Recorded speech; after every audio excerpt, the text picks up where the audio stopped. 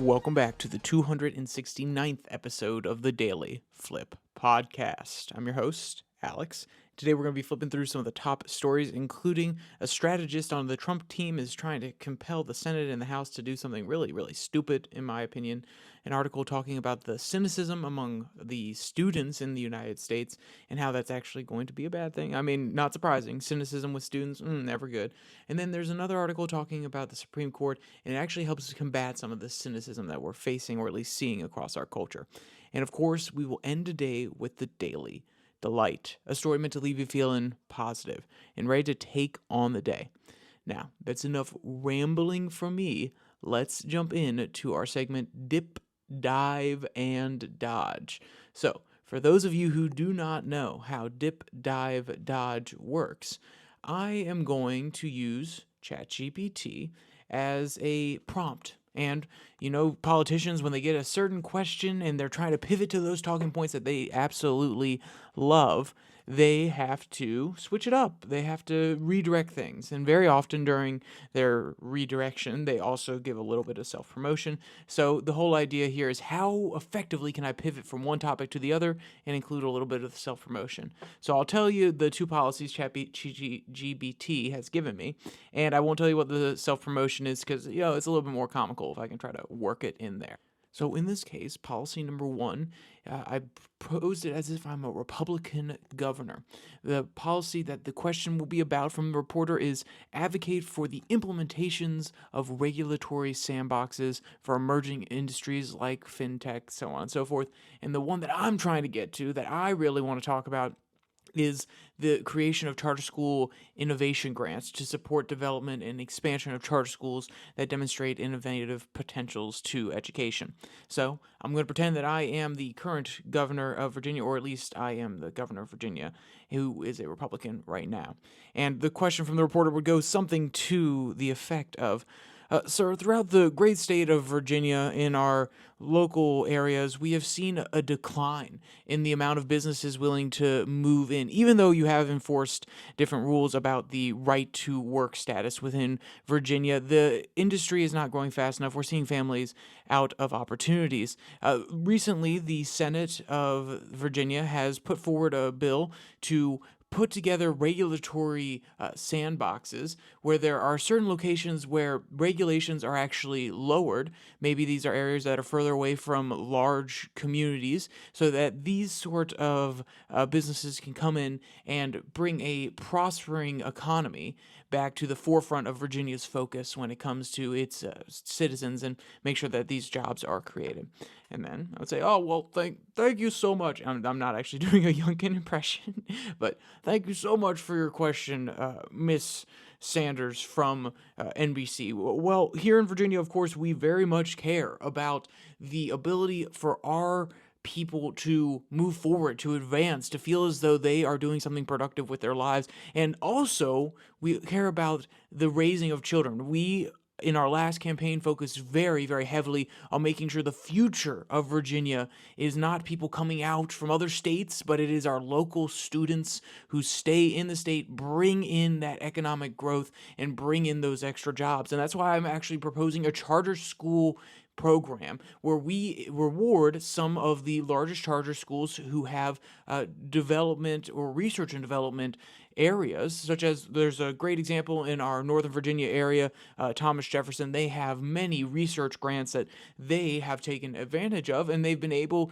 to produce Harvard alumni and Yale alumni, and bring in extra money into the state of Virginia, keeping our great talent here, not losing them to other states, and providing opportunities that would not normally be found through our traditional public school system.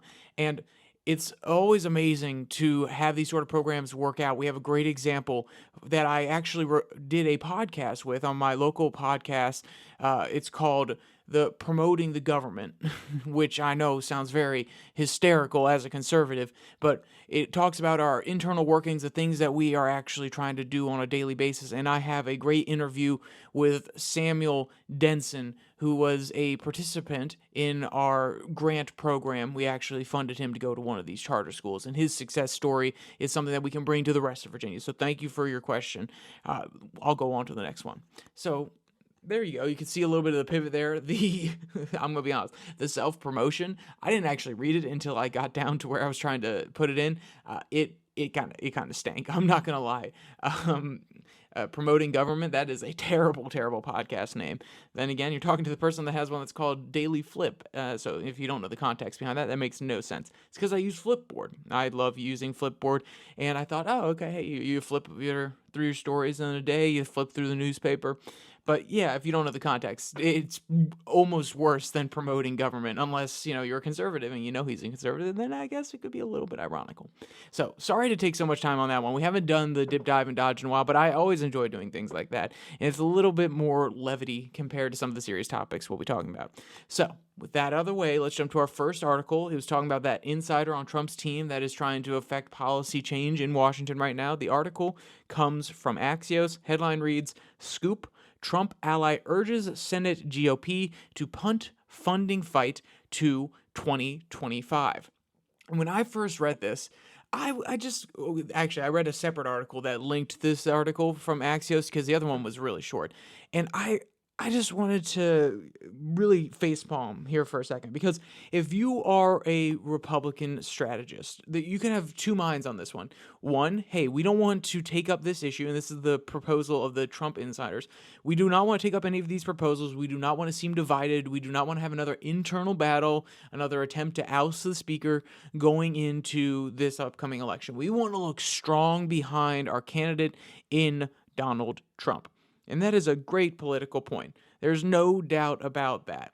And then there's the other political point, which is you don't know if you're going to win. So we need to use the leverage that we have now in order to actually affect some sort of budgetary change.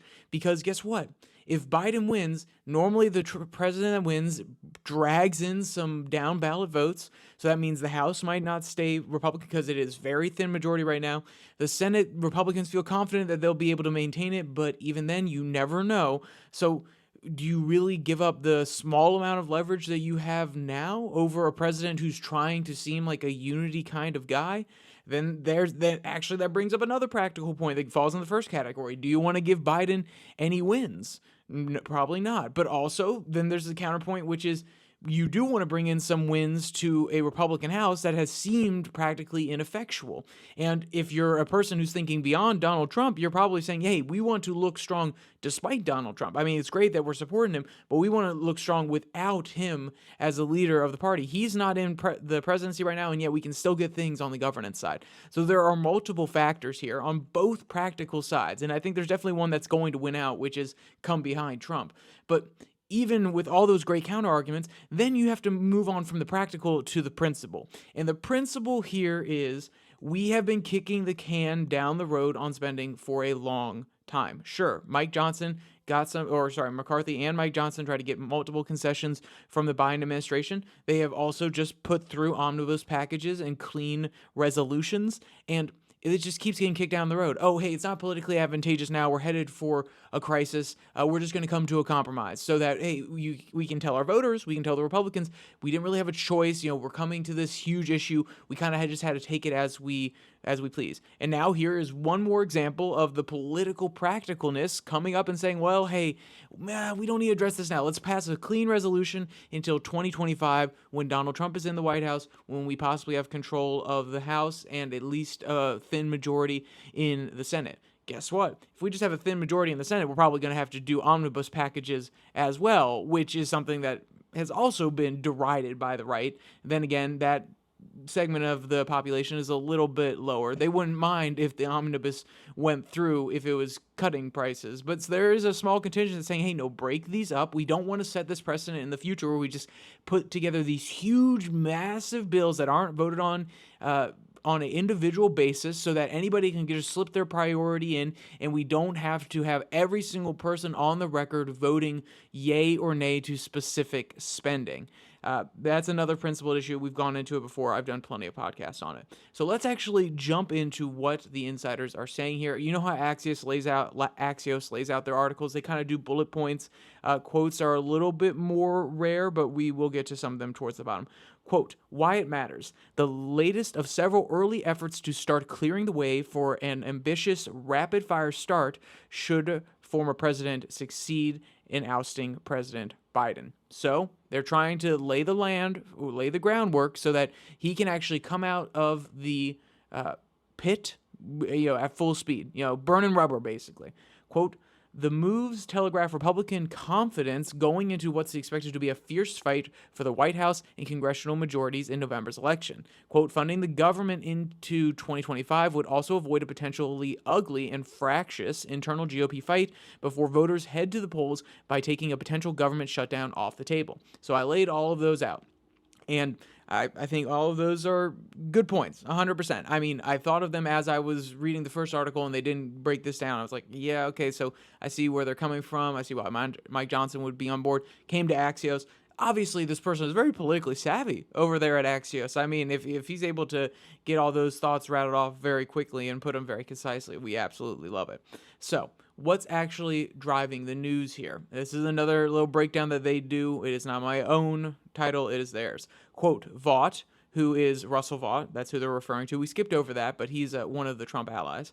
Quote, Vought, who has been Trump's OMB director and is a key player in transition preparations, spoke at the GOP steering committee's lunch Wednesday, according to a source in the room. Quote, Minority Leader Mitch McConnell, that's of the Senate, Whip John Thune, and Chair Mike Lee, and several conservative senators attended. Vought gave an overview of preparations underway to enact or make the act of the transition for Trump faster, and promised and urged senators to pass along continuing resolutions that would last through February or March. The fiscal year ends on September 30th. Senators also pitched ideas for policy priorities if Trump is elected. Vought declined to comment. So, they're going through here, and Vought is just saying, okay, not only are we going to make sure that we're solid behind Donald Trump, we are presenting a united front, but we also want to make it extremely easy for him to come in and get things rolling right off the bat. And the reason you may be thinking, well, hey, why does that actually matter? Because if they were to take up a spending bill now, the Democrats, who understand that there's pressure on the Republicans, could very well put in certain limitations on spending or certain, how should I put it? Because Biden's trying to do this too. He's trying to make some of his spending and executive orders basically repeal-proof. So, okay, the funding for this will go through a process where we allocate it for the next 2 years, and upon the ending of that 2 years, then you can go to Congress and actually ask for more money. But until that point, there's basically a hard cap. They can't get any more than this. They just have to ask X agency or Y agency, or it will be automatically funded through X, Y, or Z. So these are different practices. These are different ways that Democrats can make it harder to get these laws, get these different priorities that they're putting out there right now on the books and hard to take off when Trump gets into office or if Republicans win the House and the Senate. And we've seen this talk from Obama, from the Biden White House, which is we're actually trying to future-proof some of our executive orders. So if you open up the negotiations about the budget and you start going back and forth with Democrats, because guess what? In the House, they're going to need Democrats to do it. In the Senate, if it's not just an omnibus, they will also need votes to do it. And they might put in certain things saying, hey, this funding can't be touched for another 2 years, which gives them a chance to come back after the midterms and actually be in a position of power to re-up it going forward. So that's one possibility. And there's the other idea out there that, well, hey, if we don't get Trump in there, if we don't actually get him in, it's not going to matter that much. I mean, right now, it's all about getting Mr. Trump boy in there. But if we don't get him in there, I mean, the battle's basically lost anyway. And of course, this is how someone who's from the Trump side would frame it. And I would say, would Trump make it to another election? So even if you're going to disregard the Democrats' fears about the ending of democracy and everybody revolting against Trump losing, but even if he did lose, is he making it to the next election? Is he making it to 2028? And when I say that, he'll probably be alive. Knowing that man, he will be golfing as long as possible, trying to keep himself nice and fit. But we have seen small changes in the veracity with which he speaks. Then again, some argue that, hey, it's actually a political tactic. He's trying to be more willing to soften some of the language. And I've made that argument in the past. You actually saw some of it towards the end of his presidency where he was kind of calming down. He was kind of getting in election mode, it feels like, where his team was constantly telling him, hey, wait, okay, please read the teleprompter. Like, you can go on a rant here or there, do one of your little jokes, but go on the teleprompter. But we've definitely seen an even more marked decline, a few more slip-ups here and there. So would he be able to make it to 2028? Probably not. So the Trump team's thinking, hey, this is our opportunity.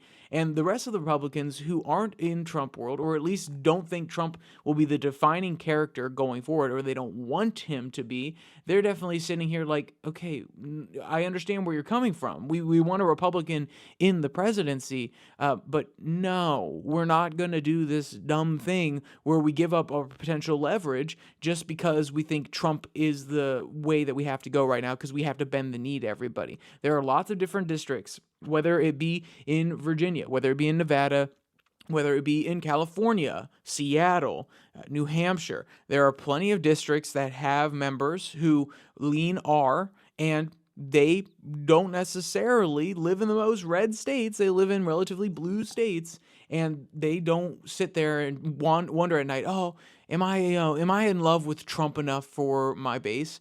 No. Okay, there are still the middle of the road Republicans who understand what Trump did. They understand that it activated a whole bunch of people, but it doesn't necessarily affect them directly. There are other counties that have to worry about being in line with Trump more, and these people that are not the MAGA Republicans are sitting there like, why would we risk this moment in order to just make sure that Trump gets into office? Then again, I think a lot of people are rallying behind him. I'm not trying to deny that.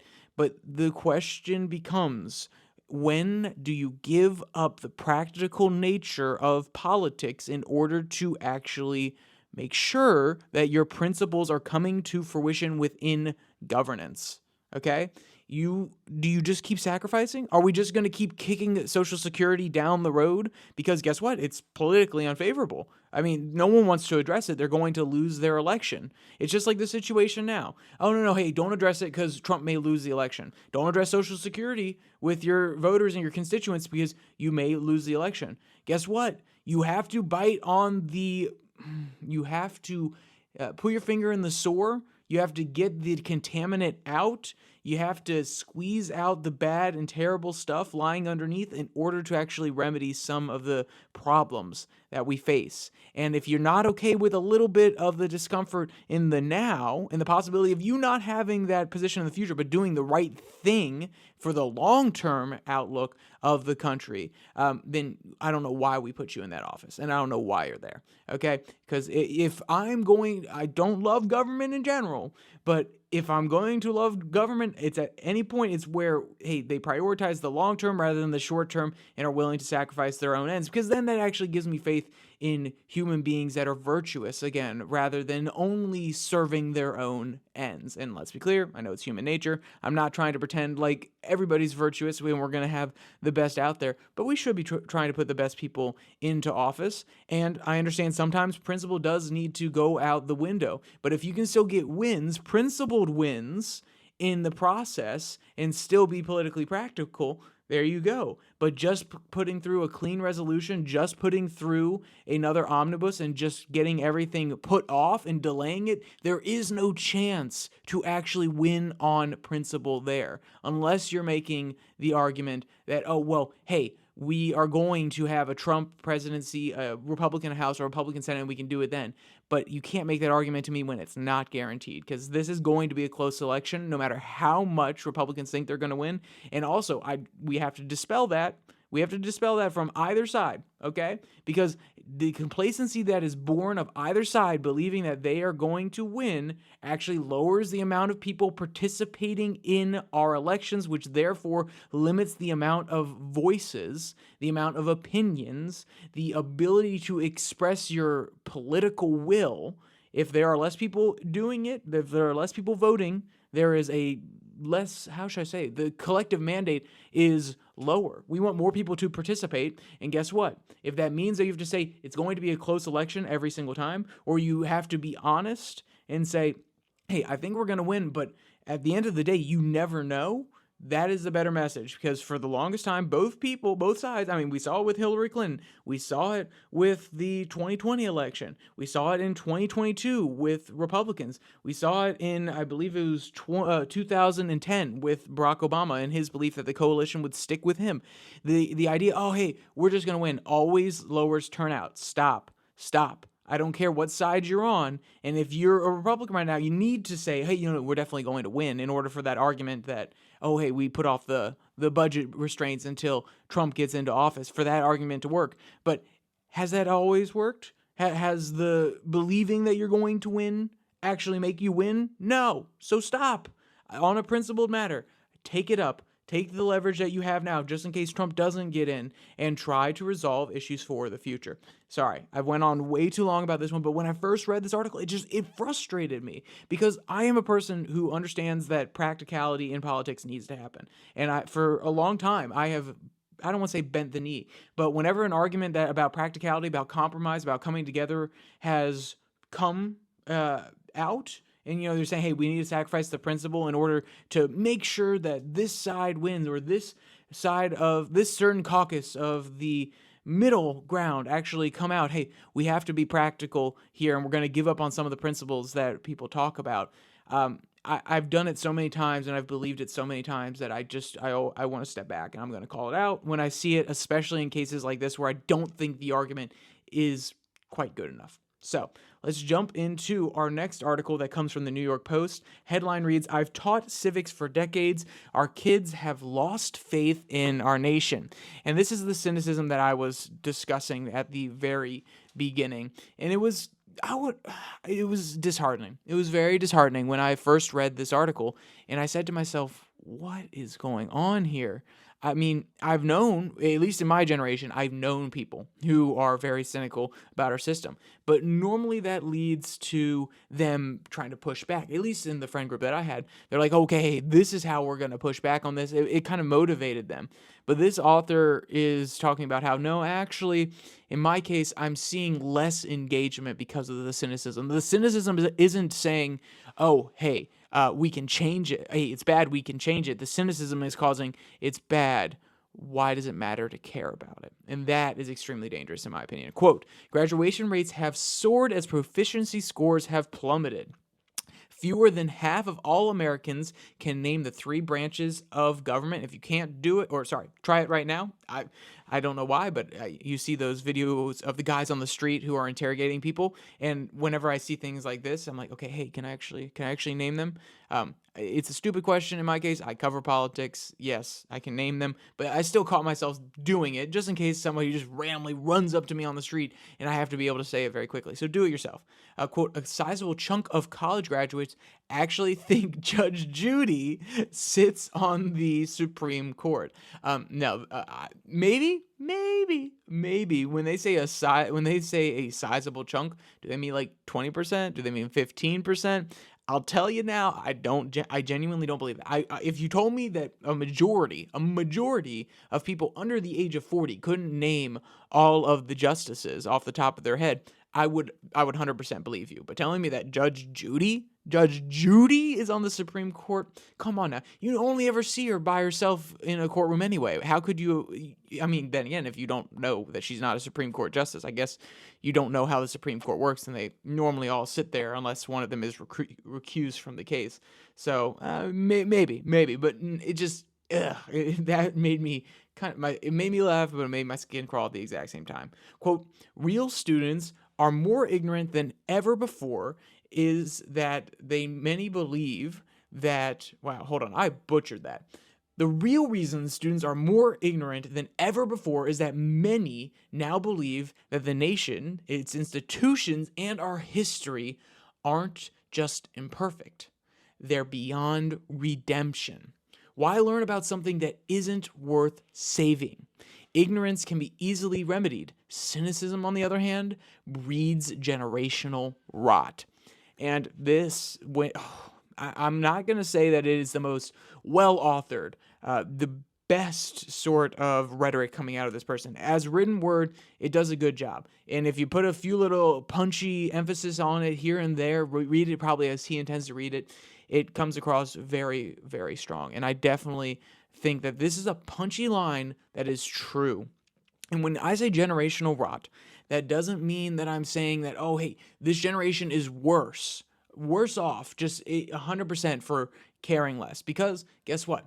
You can care less about the history, but care more about the technological future, the restructuring of certain institutions in a way that will be beneficial for everybody. You can still be very, very smart and intelligent and take on some of these big issues when you're trying to change the system and make a new one that serves the ends that you see fit. Now, when it comes to conserving the system that has actually allowed us to get to this point, that is where I am concerned. And that is where generational rot definitely sets in. Because I know a lot of people who say, hey, this system has not worked for us. We need a new system.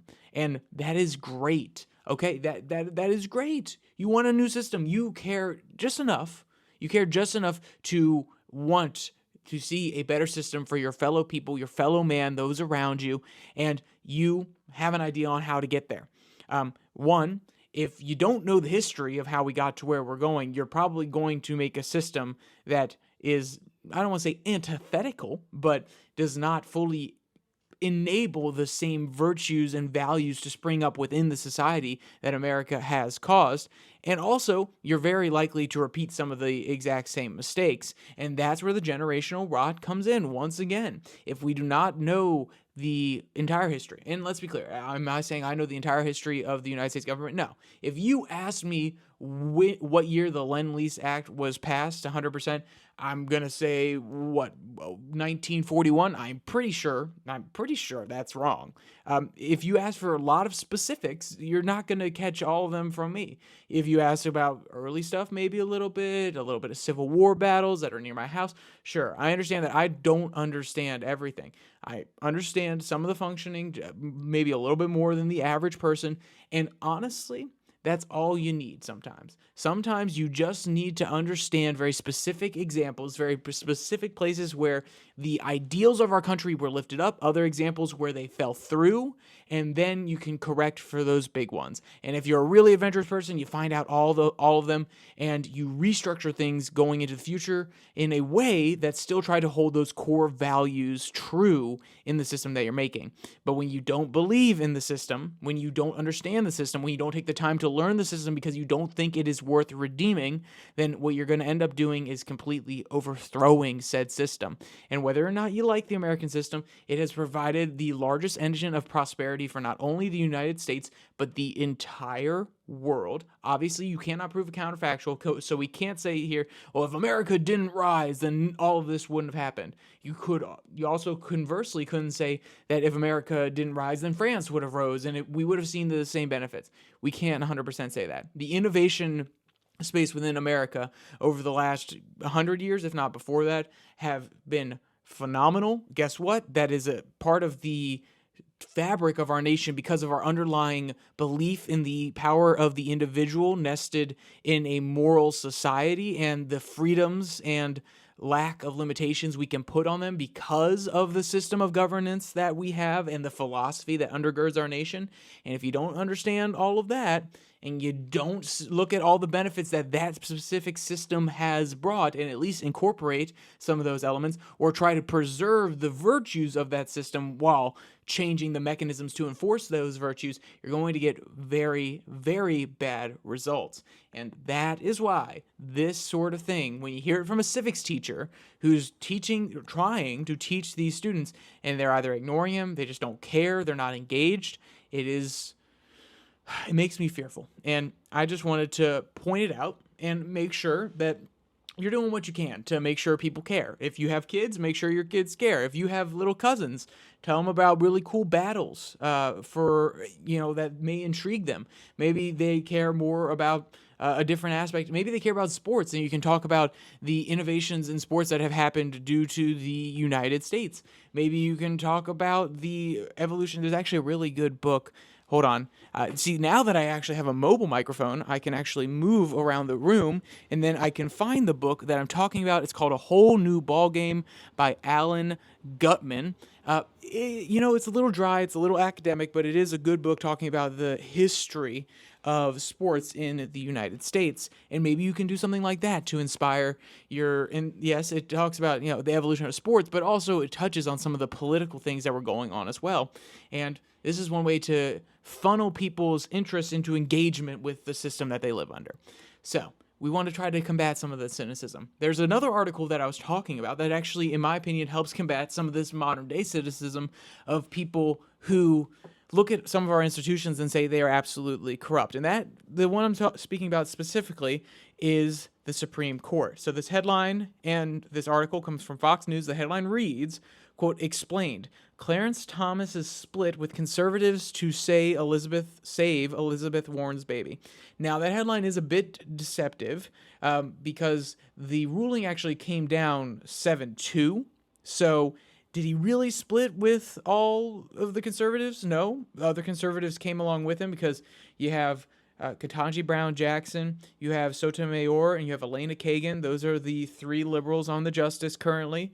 So then you have Clarence Thomas who joined, you have Kennedy who joined, you have Kavanaugh who joined, you have Coney Barrett who also joined. That's 7-person majority. The only one dissenting were Gorsuch and Alito. So did he really split with the conservatives? Sure, the conservatives are split on this, but he still came down with the majority of the conservatives in this decision. And the reason that this is more important, because actually the whole, which is the Consumer Financial Protection Bureau issue here, I read about the case initially with the insurance companies that were actually trying to sue, and I don't know all of the legal specimen altogether, but that's not why I chose this article. That's not why I find it important. The reason I find this article important, and I'm not going to read any extra quotes from it because we're already running really late, is the fact that it proves that just because they are nominated by a Republican, they're nominated by a Democrat, just because they have come down on what would be perceived as the Republican side of an issue or the left wing or Democratic side of an issue before, doesn't mean that there's not leeway. Of course, they are going to be influenced by the people around them. There is no doubt about that. And if you are conservative justice, you are probably, and I say conservative justice, I keep giving into the language. If you are a justice who is perceived as conservative in the outer world, I guess that fixed something. Not really, Alex, but just keep going. Then you're probably hanging out with a lot of people from the Federalist Society, a lot of originalists, and they're probably going to lean a little bit more to the right. So yes, of course, your world is going to be shaped. You're going to be hiring people that come out of universities with an originalist point of view, and it's going to make you lean one way or another, or at least appear that way based on who you are surrounded with. But also you have your convictions, and in this case, the convictions of the originalist, aka the biggest originalist on the court, Clarence Thomas, and then the other interpretations of another originalist, Alito, actually split them down the middle. And guess what? Originalist has been used as a sort of code term for conservative before. And I think this is great that it dispels that. Both of them claim to be originalists, and both of them came to different conclusions about the interpretation of the word appropriations and how that affects legislation and the ability for the CFPB to be funded. So guess what? Just because you were appointed by somebody, just because it seems like you have one leaning or another, that doesn't mean that you can't have different opinions. And we've seen this from Ketanji Brown Jackson. She was appointed by Biden. She's the most recent appointment. If anything, she would have the most reason to be someone who is of the furthest left, because that is the people that have Joe Biden's ear right now. Okay? And whether you want to agree with it or not, you can definitely say that Elizabeth Warren and Bernie Sanders have been very integral in the Joe Biden presidency, whereas Obama actually had to tack a little bit more to the middle and placate them. So even if you don't like what I'm saying, there's at least evidence to support it there. So the argument could very well be made that she would be the most progressive person on the court, and yet, as the most progressive person, she's come down twice with the originalists in what would be considered the Republican or conservative side of the court. So just because, which is, I hate, why do we have to say this nowadays? Just because they have a label one side or another, and we want to make sure that everybody doesn't have trust in them when they give opinions that are counter to our narrative, but we love them, like Elizabeth Warren in this case, who actually agreed with the decision from the Supreme Court. We want to spin them as evil when they don't fit our ends, and we want to endorse them when they do what we want them to do. And that is the ultimate version of cynicism, not believing that there's any textual basis or at least any principle basis behind what they're doing. No, it's purely cynicism. And I think this actually disproves that. And that's why I wanted to have this article towards the end. So with all that, we've gone through all the cynical stuff. Let's jump back to a cute little story. We're going to end with our daily delight. This one comes from Boing Boing. It's been a while since I've said that website's name. The headline reads, "Watch 19 adorable quail chicks drink from a pond." And the quote is amazing. "Today's therapy session begins with 19 adorable quail chicks drinking from a pond on a hot day." And honestly, it is kind of cool how they're all lined up perfectly in a semicircle. Like, you got mama birds, or I think that actually with the feather pattern, it's probably mama bird and papa bird just standing behind watching guard. Dad's actually looking out. He's kind of surveilling the land, and mama bird's like, "Okay, guys, come on. Hey, get your water. We got stuff to do."